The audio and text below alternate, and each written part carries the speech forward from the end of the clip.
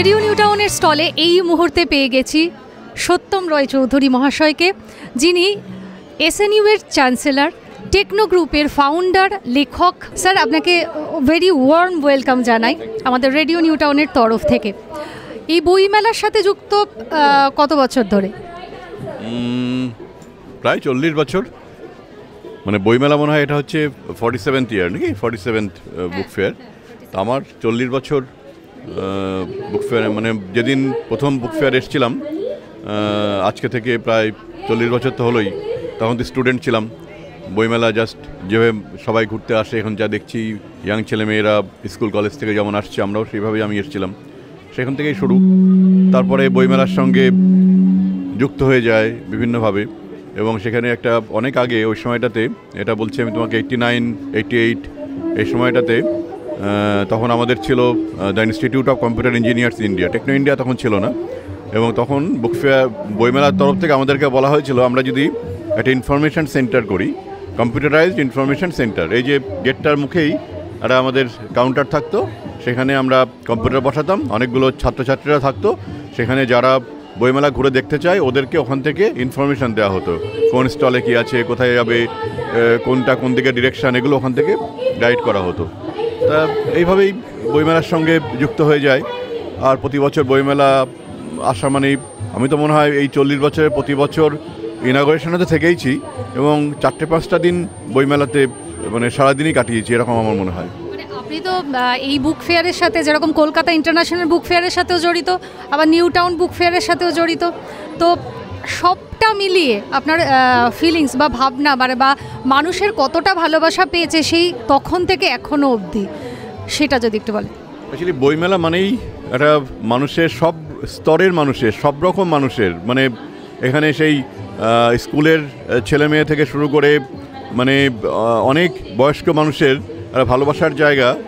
যারা বই ভালোবাসেন, যারা পড়াশোনার মধ্যে থাকেন, যারা সাহিত্য সংস্কৃতি ভালোবাসেন, তাদের কাছে বইমেলাটা একটা খুব ইম্পর্ট্যান্ট। শুধুমাত্র কলকাতা বুক ফেয়ার বা নিউ টাউন বুক ফেয়ার নয়, মানে আমাদের ডিস্ট্রিক্টে যে বইমেলাগুলো হয়, এবং ডিস্ট্রিক্টেও কিন্তু অনেক ভালো ভালো বইমেলা হয়, প্রত্যেক ডিস্ট্রিক্টে একটি করে নয়, অনেকগুলো করে বইমেলা হয়। এবং আমরা অনেক জায়গাতে ডাক পাই, হয়তো ইনাগোরেশনে বা কোনো একটা ইভেন্টে যেতে হয়, এবং আমি খুব লাইক করি এটা, যে সে যেখানেই হোক না কেন, এবং দেশে বিদেশেও, আমাদের বিদেশেও অনেক বুক ফেয়ার হয়। এই তো জার্মানি বুক ফেয়ারে আমি গেছিলাম গত বছরে। এরকম প্রচুর দেশে বিদেশে যা বুক ফেয়ারগুলো হয় এবং যেখানে যা কিছু ঘটে, আমি কিন্তু সবসময় চেষ্টা করি সেখানে যাওয়ার জন্যে। নিউ ইয়র্ক বুক ফেয়ারে গেছি আমি। New York book fair one of the largest book fair of the world. Germany book fair is the one of the Frankfurt book fair যেটাকে বলে, one of the largest book fair of the world.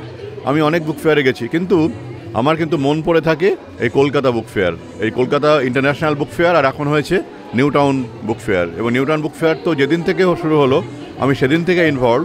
এবং সব থেকে যেটা ভালো লাগে new town বুক ফেয়ারের, যে new town book fair জায়গাটা একটা অসাধারণ জায়গা। আর যে সময়টাতে হয়, একদম ডিসেম্বরের ওই সময়টাতে, প্রথম দিকটাতে বুক ফেয়ারটা হয়, এবং যে সময়টাতে শীত, ঠিকঠাক শীতটা থাকে, এবং সেই সময়টাতে বুক ফেয়ার হয়, আলো ঝলমল, রোদ ঝলমল পরিবেশে বুক ফেয়ারটা শুরু হয়। এবং এখনও ওখানটাতে নিউ টাউন তো অনেক ফাঁকা ফাঁকা থাকে, বইমেলাগুলো ঘুরে দেখা যায়, বই স্টলগুলোতে ঢোকা যায়। অনেক সময় বইয়ের স্টলগুলোতে ঢোকা যায় না, এত ভিড় হয়, এতে বিরক্তি লাগে। কিন্তু নিউ টাউন বুক ফেয়ারে আমি দেখেছি যে ঠিকঠাক করে ঢোকা যায়, এবং যারা সত্যিকারের বই প্রেমিক, সত্যিকারের বই ভালোবাসেন, তারাই একমাত্র নিউ টাউন বুক ফেয়ারে যান। ওকে, আমার সেটা। স্যার, এই আপনি বললেন যেহেতু বিদেশেও বুক ফেয়ারে গেছেন এবং আমাদের এখানেও, পার্থক্যটা কিছু ফিল করেছেন কি? আমি পীযূষদার কাছেও আসবো, পীযূষদার প্রশ্নের ডালিও আপনার সামনে প্রেজেন্ট করবে, তার আগে এটার একটু উত্তর দিয়ে দিই। বই মানে বই মেলার ভেতরে কোনো পার্থক্য নেই। ওকে, বই মেলা একই রকম দেখতে, একই রকম সব কিছু, একই রকম পাঠক, একই রকম প্রকাশক, একই রকম মানে মানুষের ভিড় সেখানে হয়। অর্থাৎ বই প্রেমী যারা, বই যারা ভালোবাসেন, তারা সব একই রকম মানুষ। দেখে বই, তারা হচ্ছে একটা আলাদা গোষ্ঠী, তারা হচ্ছে বই ভালোবাসার মানুষ। তারা সারা পৃথিবীতে একই রকম, তাদের জাতি ধর্ম নির্বিশেষে সবাই একই রকম। পীযূষদার কাছে মাইক দিয়ে দেবো। পীযূষদা, তোমার কিছু প্রশ্ন থাকলে করো। একটা লেখক, আগেকার দিনে যে লেখকরা ছিলেন, বড় বড় লেখকরা, তাদের একটা বিশ্বব্যাপী ব্র্যান্ডিং ছিল, বিভিন্ন দেশে ব্র্যান্ডিং ছিল। আজকের দিনেও কিন্তু তাদের বই বেশি বিক্রি হচ্ছে, নবাগত যারা আসছে তারা বিশ্বব্যাপী ব্র্যান্ডিং করতে পারছে না। আপনি সেখানে যদি দুটো পরামর্শ দিতে চান। তো এটা না, এটা মানে একটা খুব ভালো প্রশ্ন তুমি করেছো যে এটা হচ্ছে না কেন, এটা হচ্ছে না কেন, তার অনেকগুলো কারণ আছে। এটা অ্যানালিসিস করতে গেলে অনেকটা সময় নিয়ে বলতে হয়, কারণ এখন মানুষের না সেই আগে যারা লিখতেন তারা কমপ্লিট লেখালেখির মধ্যেই থাকতেন, তাদের ওটাই তাদের জগৎ, এবং তারা মানে সব কিছু ওটার মধ্যেই থাকতেন, এবং পাঠকও সবসময় থাকতো যে ওই লেখকের বইটা কবে বেরোবে এবং আমি গোগ্রাসে গিলবো, তাই না? কিন্তু এখন কি হচ্ছে, এখন আমাদের এই যে মানে জগৎটা তো পাল্টে গেছে, এবং আমরা মানতে হবে আমাদের জীবন পাল্টে গেছে, আমাদের পৃথিবী পাল্টে গেছে, জগৎটা পাল্টে গেছে, আমাদের কাছে মানে অভ্যাস পাল্টে গেছে, পড়ার অভ্যাসটা অন্যরকম হয়ে গেছে। আমরা এখন ডিজিটাল ফরম্যাটে অনেক কিছু প্রতি মুহূর্তে পড়ছি, প্রতি মুহূর্তে পাচ্ছি, মানে সারাদিন এত পড়তে হয়, আমাদের এই মোবাইলটা হাতে রাখলে এত কিছু আমাদের কাছে আসে, যে ফেসবুকেই আসুক, কোনো ডিজিটাল প্ল্যাটফর্মে আসুক, কোনো অ্যাপসেই আসুক, যা কিছু আসুক, আমাদের কাছে সকাল থেকে আমরা কিন্তু পড়ছি, যার জন্যে আমাদের কাছে সেই পড়ার বিষয়টা কিন্তু আমরা অনেক রকম পড়ছি।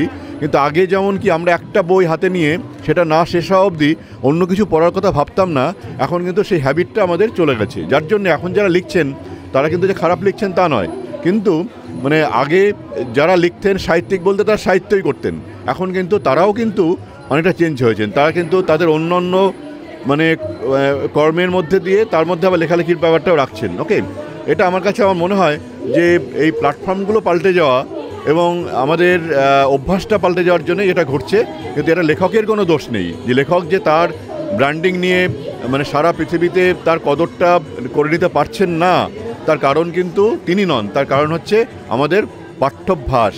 এই পাঠ্যাভ্যাসের পরিবর্তন হওয়ার জন্যই এই ঘটনাটাই ঘটছে বলে আমি মনে করি। লেখক তার পাঠকের কাছে পৌঁছানোর জন্য বোধহয় এই পরিবর্তন। মানুষের কাছে আগে পাঠক পৌঁছতেন, এখন সেই সংখ্যক মানুষের কাছে পৌঁছতে গেলে সম্ভব হচ্ছে না, কারণ হচ্ছে যে তার কাছে মানুষ বিভিন্নভাবে স্ক্যাটার্ড হয়ে গেছে। তার কাছে এখন আগে আমাদের কাছে কি বই ছিল একমাত্র মানে আমাদের সময় কাটানোর একটা সম্ভার মাধ্যম, কিন্তু এখন কিন্তু এই মাধ্যমটা এত হয়ে গেছে যে সেখানে একটা মানে সংখ্যক সেখানে আছেন, বাকি সংখ্যা কিন্তু পাল্টে গেছে। না, আর শেষ প্রশ্ন হচ্ছে, এই যেহেতু ডিজিটালের প্রশ্ন এলোই, এসএনইউ ডিজিটাল পড়াশুনো বা ডিজিটাল লেখাপড়া বা নতুন সিস্টেম অফ এডুকেশনে কীভাবে নতুন নতুন টপিকস নিয়ে আসছে আমাদের দর্শকরা অন্তত জানতে চায়, নিউটনের লোকজন জানতে চায়। অ্যাকচুয়ালি এসএনইউ তো এখানে যেটা করছে এই কয়েক বছর ধরে, যে ডিজিটালি আমাদের এই বুক ফেয়ারটাকে সারা পৃথিবীর মানুষের কাছে পৌঁছে দিচ্ছে, অর্থাৎ ভার্চুয়াল ট্রাভেল করছেন সারা পৃথিবীর মানুষ থ্রু এসএনইউ তার ডিজিটাল ফরম্যাট দিয়ে। অর্থাৎ অনেকেই আমার কাছে, অনেক বন্ধুবান্ধব বিদেশ থেকেও আমাকে বলেন, আমাকে SMS করছেন, অনেকে ফোন করছেন যে থ্রু এসএনইউ তারা বুক ফেয়ারটাকে দেখতে পাচ্ছেন, বুক ফেয়ারে তারা ট্রাভেল করছেন, বুক ফেয়ারে তারা বিভিন্ন স্টলে যাচ্ছেন থ্রু এসএনইউ। সারা দিন এখানে কি ঘটনা ঘটছে, এখানে কী ধরনের সেমিনার হচ্ছে, কী ধরনের বই প্রকাশ হচ্ছে, তারা সব দেখতে পাচ্ছেন। এটা খুব ইম্পর্ট্যান্ট আমার কাছে।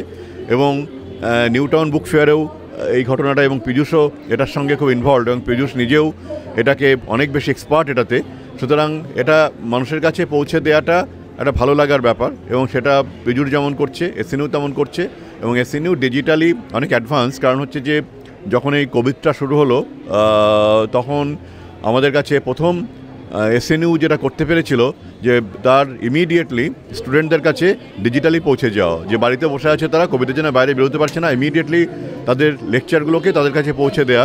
এবং অনেক ইনস্টিটিউশনকে তখন এসএনইউ সাপোর্ট করেছিল যে এইভাবে স্টুডেন্টদের কাছে পৌঁছে যাওয়া যায়। তারপরে তো কিছুদিনের মধ্যে সবাই সেটাকে অ্যাকসেপ্ট করেছে, কিন্তু এসএনইউ কিন্তু এটার পথপ্রদর্শক হয়েছিল। এটা আমার কাছে খুব ভালো লাগার বিষয়। এবং এসএনইউ স্টুডেন্টরা, টিচাররা এবং টোটাল এনভায়রনমেন্টটা কিন্তু তারা ডিজিটালি তাদেরকে এরা নিজেরা মানে কন্টিনিউয়াসলি করছে এবং প্রমোট করছে। এটা আমার খুব ভালো লাগার বিষয়। একদমই। আর এইভাবেই বইমেলার পথ চলতে থাকুক, আর আমরাও বই উপভোগ করি। যারা বই ভালোবাসেন না তারাও আসুন, বই পড়ুন আরও বেশি জ্ঞান আহরণের জন্য এবং আরও বেশি নিজেকে আপডেট। একটা কথা বলতে চাই যে এই যে অনেকেই প্রশ্ন করেন যে মানুষের মধ্যে বই পড়ার প্রবণতা কি কমছে, ইয়াং জেনারেশন কি বই পড়ছে না, এটা কিন্তু আমার প্রতি মুহূর্তে আমাকে এটা ফেস করতে হয়। কিন্তু আমি দেখুন এখানে তাকিয়ে দেখো তো সব কিন্তু ইয়াং ছেলে মেয়ে ঘুরছে। অর্থাৎ এখানে যতজন মানুষকে আমি দেখতে পাচ্ছি, সামনে হয়তো 100-3 মানুষকে দেখতে পাচ্ছি, তার মধ্যে 200 জনই কিন্তু ইয়াং ছেলে মেয়ে। অর্থাৎ তাহলে তারা যদি বই ভালো না বাসে, তারা যদি বই না পড়ে, তারা যদি বইকে, তাহলে কেন বুক ফেয়ারে আসছে? ডেফিনেটলি বই ভালোবাসে। এবং তার যেমন আজ আমাদের একটা প্রোগ্রাম ছিল, একটা বুক মানে বই রিলিজ অনুষ্ঠান ছিল একটা 2 থেকে 3টে অবধি। আমি হলটাতে দেখলাম 200 জন বসে আছে, তার মধ্যে 150 জনই ইয়াং ছেলে মেয়ে। তারা কেন আছে? আমার মনে হয় এটা ভুল, কারণ তারা পড়ছে হয়তো বইয়ের সেই প্ল্যাটফর্মটা, হয়তো পড়ার প্ল্যাটফর্মটা তাদের কাছে হয়তো চেঞ্জ হয়ে গেছে। কেউ বই হাতে নিয়ে পড়ছে, কেউ ডিজিটালি পড়ছে, কিন্তু যে মাধ্যমেই পড়ুক না কেন সবাইকে আমি বলি যে বই পড়ো, তোমরা বই ভালোবাসো এবং বইয়ের সঙ্গে থাকো, এর থেকে বড় বন্ধু আর কিছু হতে পারে না। আর এখানেই বোধহয় বুক ফেয়ার বা পুস্তক মেলার সার্থকতা। আবারও পরে এপিসোড নিয়ে আসবো। আমি অপরাজিতা, সঙ্গে থাকুন এবং শুনতে থাকুন বই মেলার দরবারে।